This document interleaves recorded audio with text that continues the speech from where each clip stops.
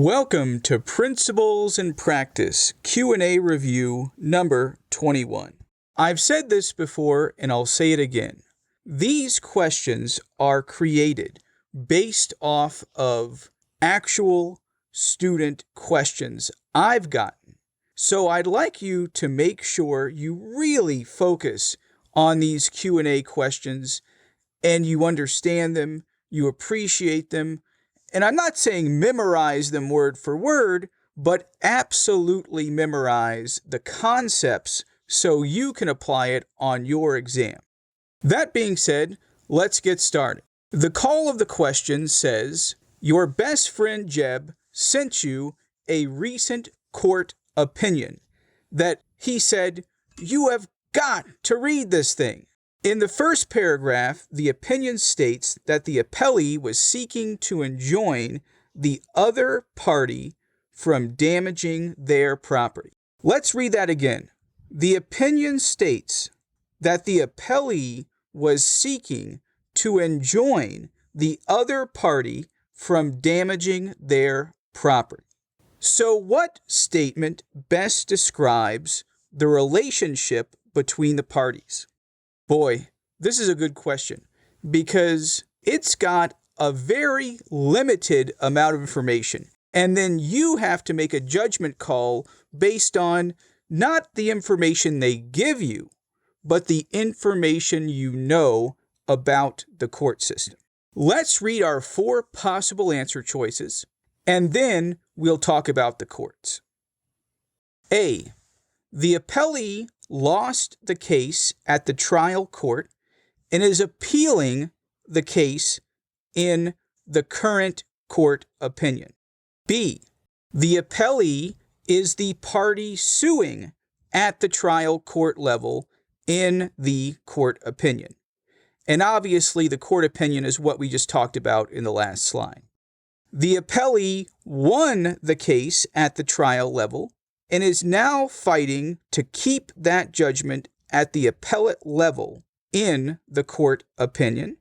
And finally, the appellee is the party being sued at the trial court level in the court opinion. Well, what is it?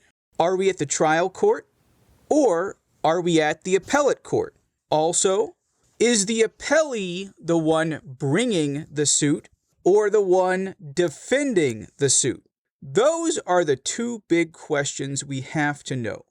So let's look at the court system in general. First of all, there is not one court system in the U.S.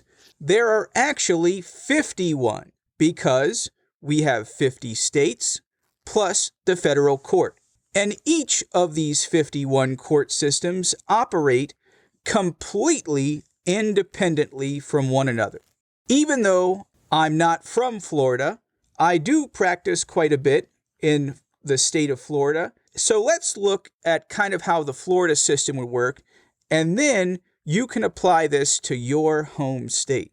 According to the state of Florida's website and just general practice of myself, there are basically 3 levels of Florida courts. There is a Florida Supreme Court, there is a Florida Court of Appeals, and finally, there are Florida District Courts. That being said, there are Florida Drug Courts, Florida Bankruptcy Courts, Florida County Courts. Don't worry about all that. Let's just go to the 3 basic levels and talk about each one. And to make it kind of fun, let's start from the very top and then let's work our way down. And just like the federal courts are divided into districts, you are going to find a Florida County Court at the county level. You're also going to find a Florida District Court, which could encompass several counties. But the thing to remember is that Florida District Courts are courts of trial. Me versus you. We go, we do a complaint, we have an answer, we go into discovery, and finally we have a trial. And the trial level is really where we have the fight between the parties. And as you'll remember, there's a plaintiff who brings the suit and he files the complaint. There is also a defendant who defends against the complaint using an answer. So the complaint says, John Smith slapped me in the Piggly Wiggly parking lot. And the answer says, I am John Smith and I never slapped anybody. That's the wrong person. So the complaint brings the lawsuit and the answer defends against the complaint. We're not going to go into too much detail here. I just want you to appreciate when you go to trial, you can either have a judge decide or you can have a jury decide. When you go to trial, the person bringing the suit is the plaintiff, and the person defending against the suit is the defendant. Let's fast forward a couple of years, and the plaintiff has brought the complaint, the defendant has answered the complaint, we have gone to trial, and now the judge decides that Mr. Smith is guilty of slapping Mr. Jones in the Piggly Wiggly parking lot. But it's not over yet, because there is a higher level of court, and that is the Florida Court of Appeals. And if you looked at the district map, you will notice there are many districts within the appellate district. So there are many trial courts within one appellate district. And because of that, Mr. Smith is going to take his case to the 5th District Court of Appeals. And what is he going to say? He's going to say, Dear 5th District Court of Appeals, the trial judge incorrectly decided my case on a matter of law.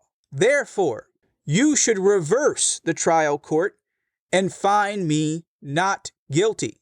So who are these parties?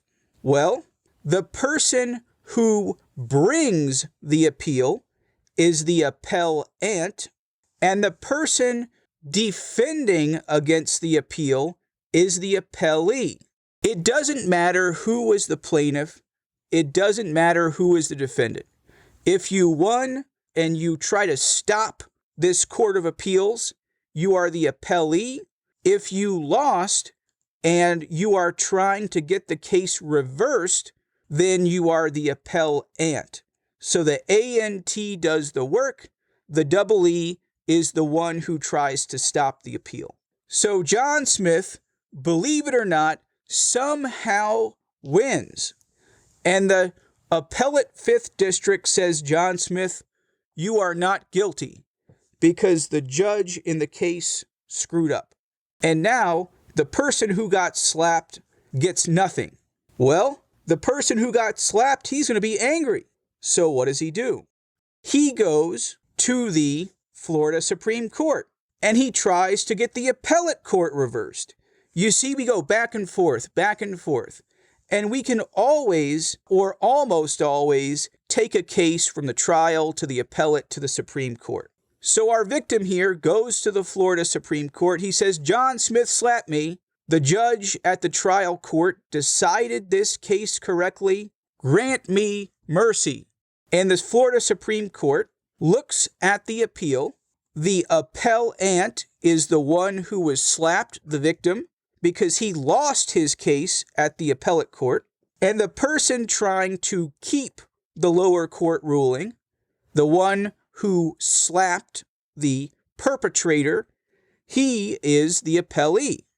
Florida Supreme Court has 7 members. The appellate court has 3 members. And the trial court either has 1 judge or 1 judge and a jury. Now, what happens when the Florida Supreme Court makes their decision? After that, the only place to go is God, because there is no higher place than the Florida Supreme Court on property issues. They decide, and then that's it. So what is our answer here? The answer is the appellee won the case at the trial court and is now fighting to keep that judgment at the appellate level. Why? Because the appellee defends against a reversal of the judgment. Now, what are the circumstances of this case? Who cares? Just answer the question and move on, because there's just not a lot of information provided. That being said, you better know who is the plaintiff, who is the defendant, who is the appellant, who is the appellee, and at what level of the court do these people stop becoming plaintiff-defendant and begin becoming appellant-appellee, because that's what it takes to answer this question.